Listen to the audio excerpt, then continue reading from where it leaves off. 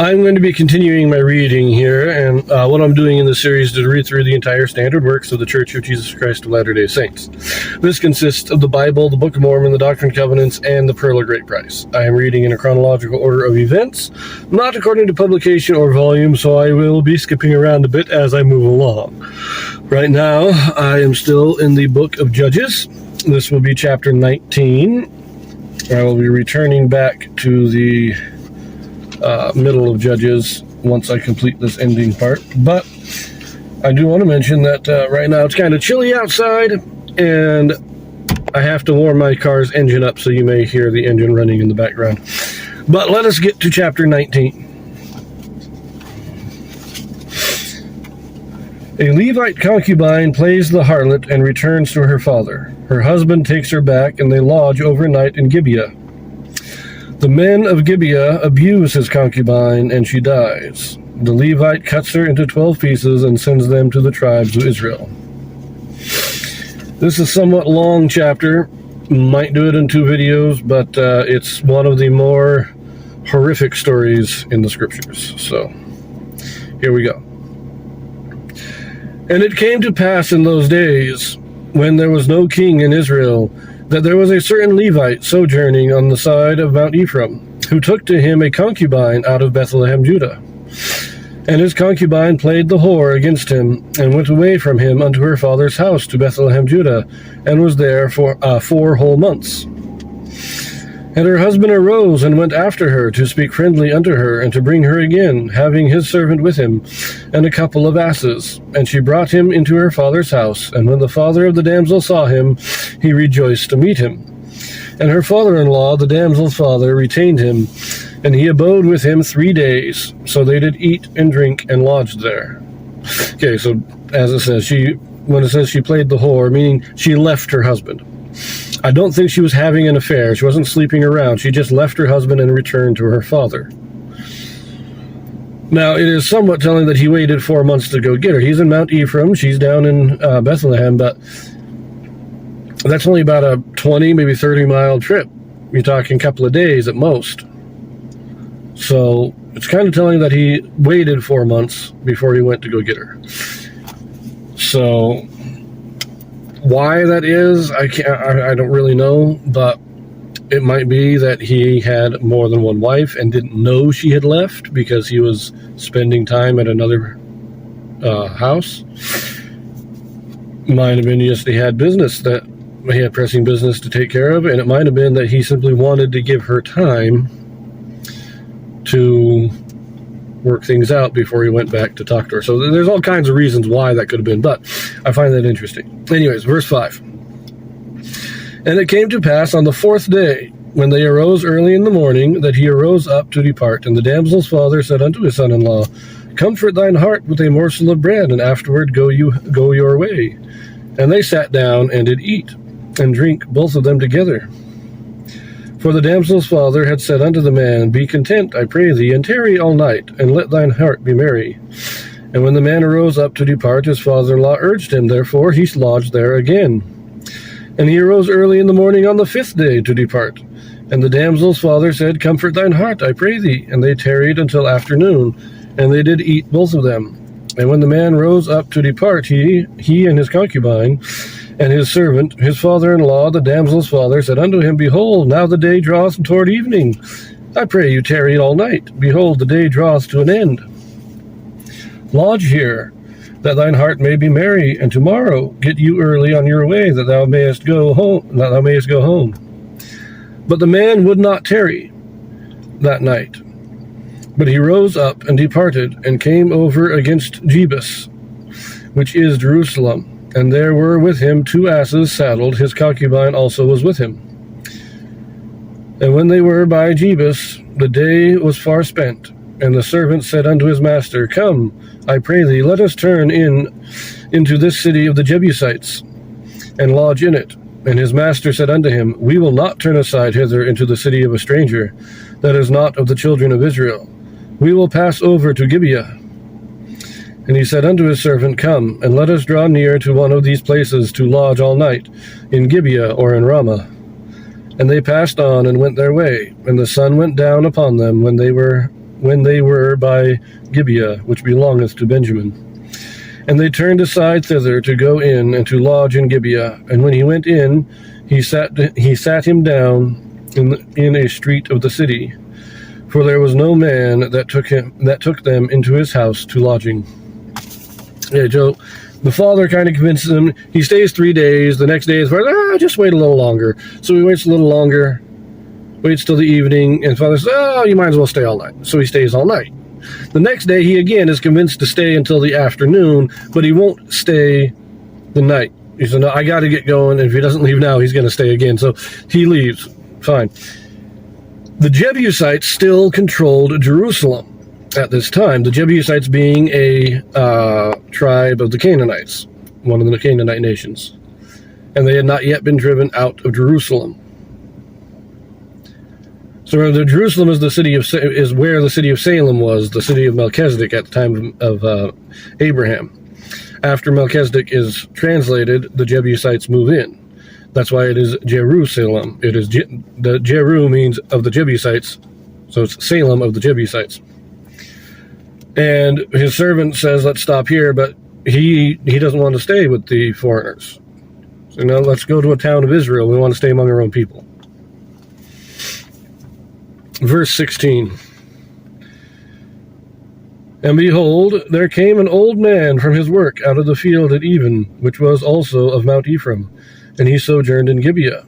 But the men of the place were Benjamites. And when he had lifted up his eyes, he saw a wayfaring man in the street of the city. And the old man said, Whither goest thou? And whence comest thou?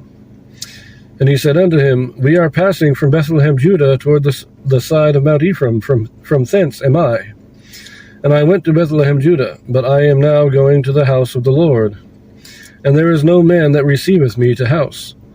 Yet there is both straw and provender for our asses, and there is bread and wine also for me, and for thy and for thy handmaid, and for the young man which is with thy servants. There is no want of anything. And the old man said, Peace be with thee. Howsoever, let all thy wants lie upon me, only lodge not in the street. So he brought him into his house, and gave provender unto the asses, and they washed their feet, and did eat and drink. So the Levite, he was sleeping on the street. Nobody wanted to give him lodgings in their house, so he was sleeping on the street. But he says he had all he needed. He had all the food for himself and his servant and his wife and all the animals. They were all good. And that's what he said. But the guy says, no, come on in. I'll feed you. You don't need to use your stuff. You just come in. We'll take care of you. And I think they were both from Ephraim. The one guy had made a home here in Gibeah, but he was originally from Ephraim. And so he kind of brings him in as a fellow Ephraimite. Now the guy is a Levite, but he is from Ephraim, right? So, and he says he's going back to the house of the Lord, which means he's probably going towards Shiloh, which is where the tabernacle would be. Anyways, let us continue here. Verse 22. Now as they were making their hearts merry, behold, the men of the city, certain sons of Belial, beset the house round about, and beat at the door, and spake to the master of the house, the old man, saying, Bring forth the man that came into thine house, that we may know him.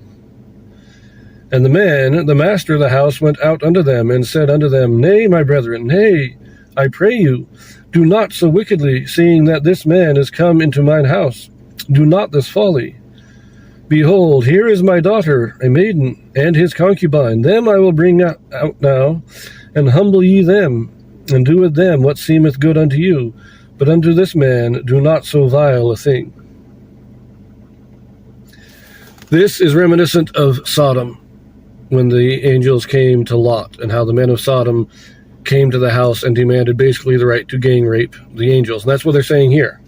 The men of Gibeah, and this isn't the entire city. So it's not like Sodom in that in Sodom, the entire city showed up for it. But this is just certain men are coming, but it's a gang of men. This is not 2 or 3.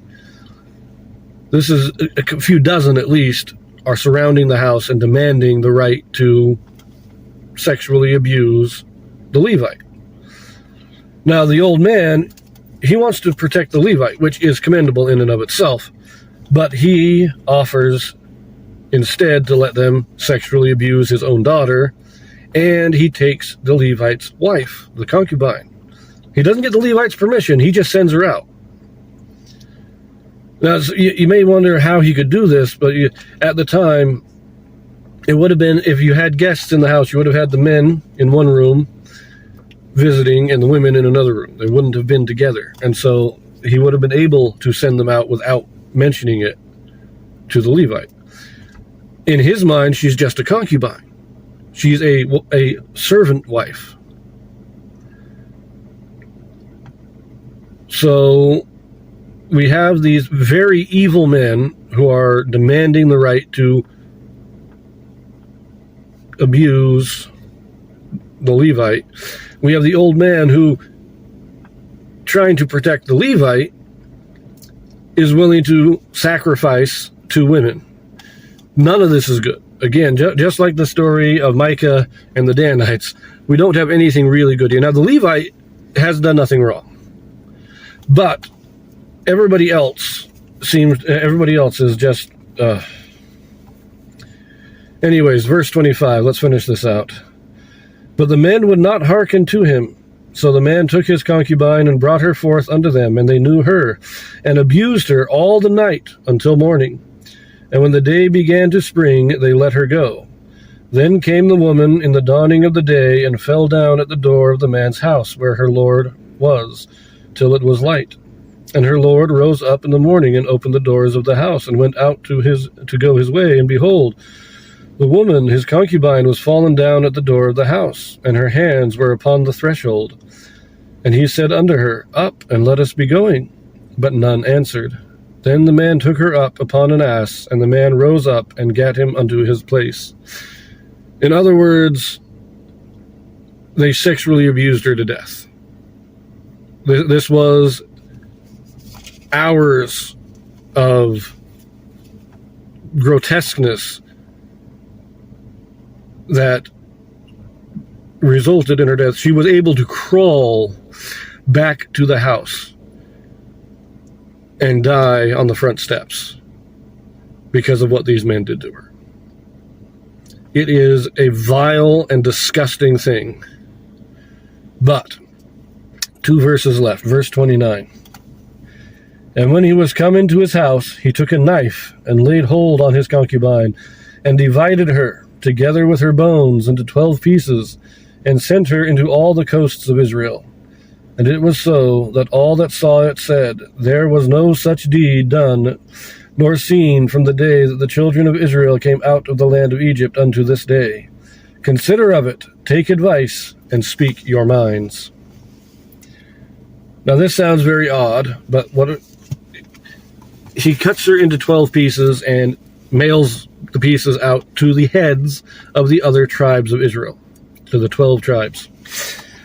Now, he had to have also written letters explaining what happened, because, maybe if they saw the whole body, they'd get the idea, but just from pieces, there's no way they'd understand exactly what happened. So he's sending this out, and he's saying, look, this is vile. What are we going to do about it? Now, up to this point, I would say he has actually acted, as far as I can tell, he is a good guy. This Levite was a good man. So far, everybody else has shown their wickedness. The old man, he was doing this to protect the Levite, but without concern for the women. And that in itself shows that he was not a righteous man. He was, he thought he was a good guy. And he was doing, as it said in chapter 17, that everybody did according to their own heart. He thought he was good, he thought he was doing good, but he was actually acting wickedly. And the sons of Belial, as it describes them, are among the vilest, most evil people to ever walk the earth. And I'm going to leave it here because it's kind of hard to think about. So I will see you in the next chapter.